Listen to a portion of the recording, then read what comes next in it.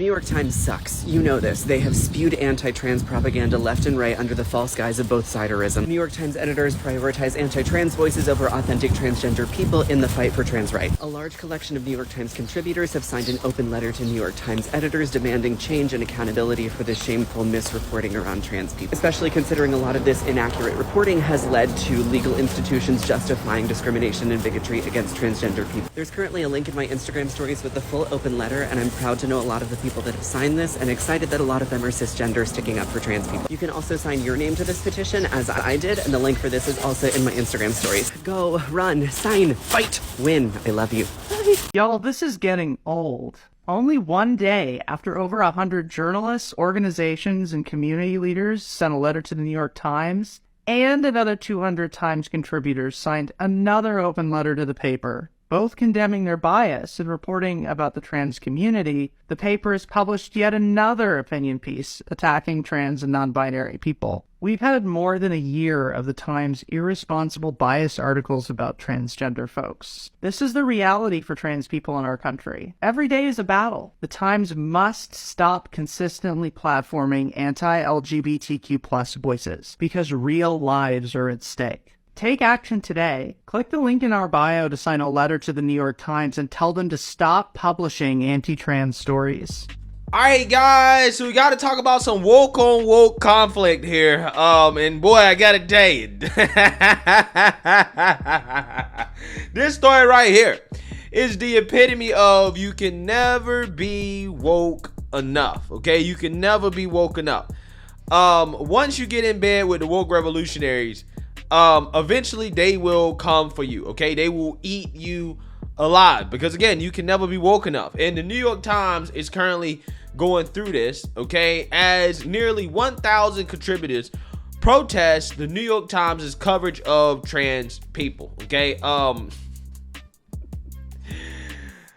the letter basically says that the New York Times has been used in support of anti-trans legislation, aka common sense legislation, right? When they say legislation is anti-trans, what it actually means is common sense, right? Pro common sense. Like, for example, when you don't allow biological men to compete against biological women in sports, and say that's anti-trans, right? When again, that's just pro common sense, right?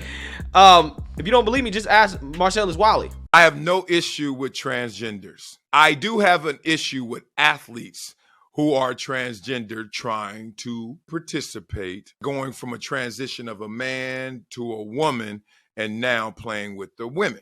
And I will say that. Y'all can try and Dave Chappelle me all y'all want. I am very clear on this. You could be a transgender, you could be the homie. But I'll be damned if a male at birth turns into a female and tries to compete against my daughters. She ain't out there. We out. Don't make this a human rights issue. This is a biological issue. Simple as that.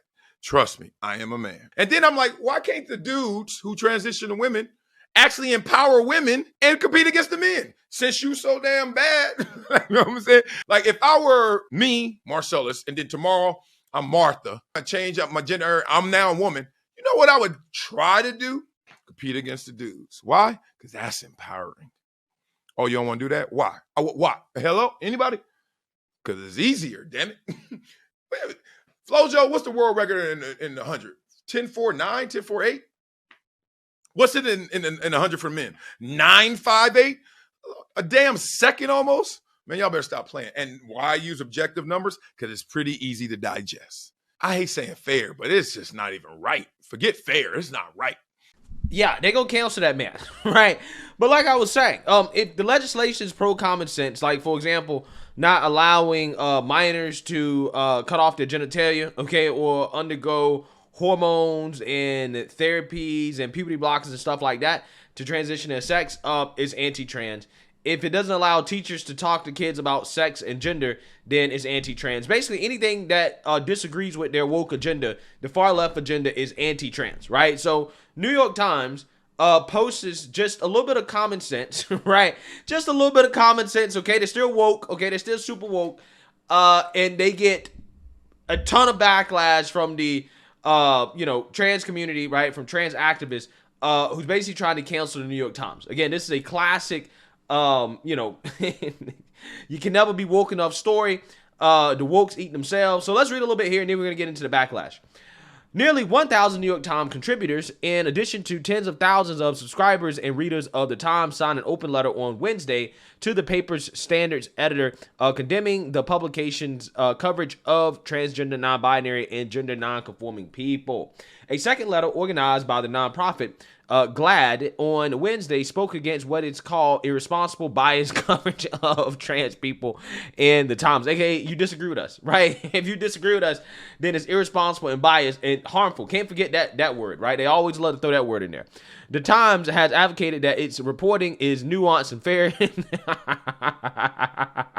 Wow, I just gotta laugh at that. Nuanced and fair.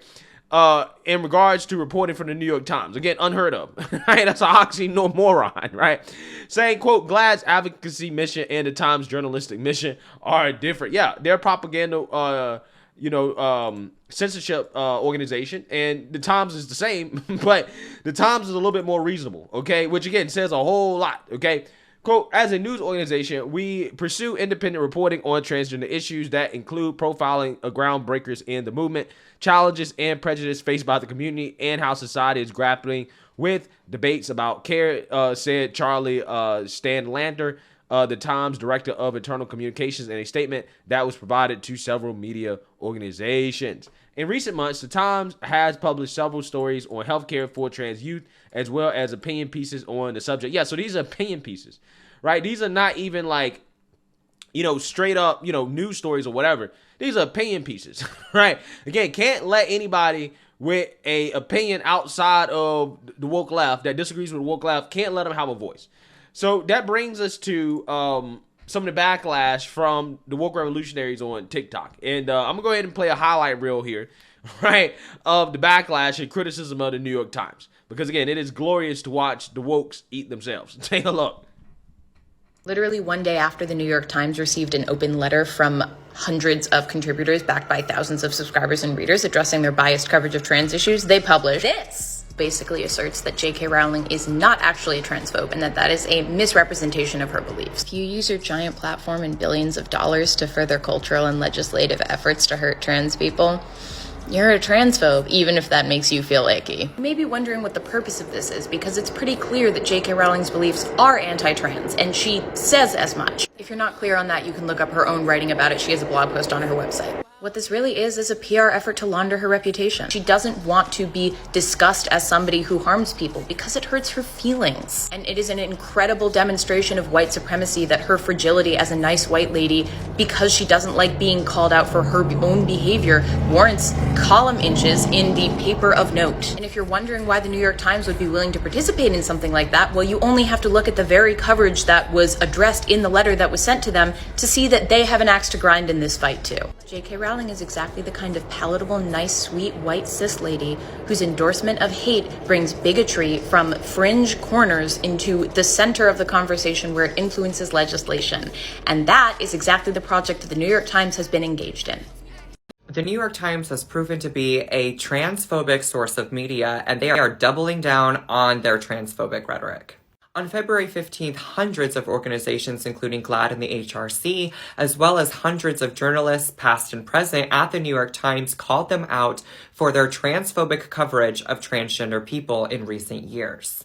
GLAAD released a statement on their website calling out all of the different forms of transphobia the Times has recently made, including misgendering one of the heroes at Club Q and refusing to correct it for way too long. The New York Times admitted to receiving this letter and doubled down and said that they do not care what we have to say and that they are going to continue to reflect the debates. Trans lives are not a debate. My life is not up for debate.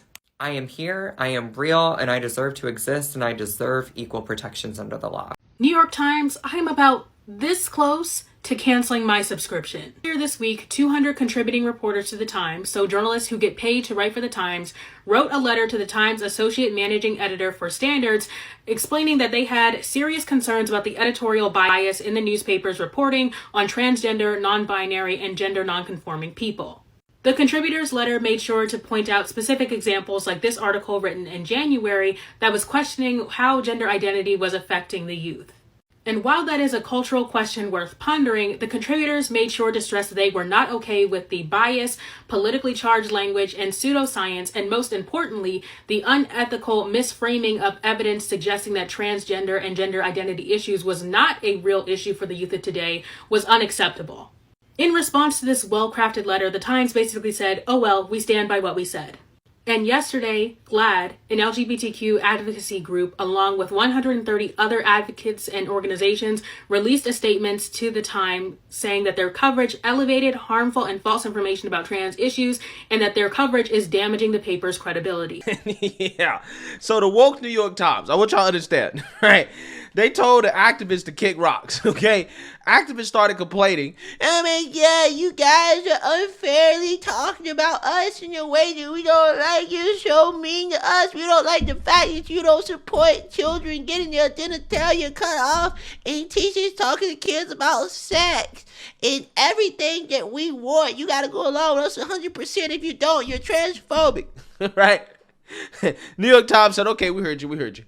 Let's publish this opinion piece on J.K. Rowling in support of her," right? And that really pissed them off. It really did. The Times gave them the middle finger the same way the Times gave their workers who were trying to unionize against them the middle finger when they was asking for better wages, right? Again, ain't it funny how that works? But again, the Times, like all of these woke corporations, they get what they deserve, right? They get exactly what they deserve when they get in bed with these activists, right? Because these people, again, they destroy everybody that they get in bed with, okay? Eventually, they will come for you. Eventually, they will come for you if you don't go along with their ideology, no matter how extreme it is, 100%, right? It's so extreme that these people are saying that you're anti-trans if you don't want children to undergo gender reassignment surgery below the age of 18. They're saying that, well, you don't want us to exist, right? You're harming us. And it's like, that's just not true. That's just objectively not true. That's not a true thing. You're just saying that to say it, right? You're trying to guilt people into silence, pretending that your life is in danger when it's not. And it's disgusting. I'm sick and tired of it, honestly, right? And see, this is why, I don't understand why these woke corporations capitulate these people. The capitulation is why these people have such a loud voice, even though they're a very small minority. They're a very small minority. Most of this country disagrees with them, right? Whether it comes to the issue of, again, sex changes for children, teachers talking to kids about sex and gender in school, biological men competing against biological women in sports, most of the country disagrees with them. But they can't speak up because they're afraid of being canceled, because they're afraid that, hey, they're going to be labeled transphobic and they're going to be blamed, if something bad happens to a trans person, they're going to blame, the people that disagree with them the same way they blame J.K. Rowling, when, unfortunately that trans, TikToker was murdered in the UK. They blamed it on J.K. Rowling, even though J.K. Rowling had nothing to do with it. Nothing to do with it at all. And again, it's a disgusting tactic. It really is. They're using lives, and they're saying, well, any live lost, any trans life that gets lost has to be because of people that disagree with us politically, right? That's just like me saying any Republican life that is lost or anybody that's Republican that dies is because of Democrats, right? How silly is that? That's a very silly thing to say. It doesn't make sense, but that quite literally is what they're doing. And again, a lot of these corporations have capitulated to it because, hey, we don't want to hurt feelings. We don't want to be held responsible when something bad happens to a trans person. When it's not your fault, right, in the first place. So again, the New York Times, they seem to be giving a middle finger to these people, but at the same time, again, they get what they deserve, right? You get what you deserve. You deserve all the backlash. I'm going to stay neutral, right? I'm low-key defending the New York Times, but I'm going to stay neutral.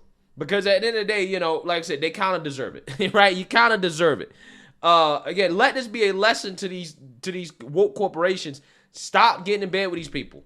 Stop capitulating to these people.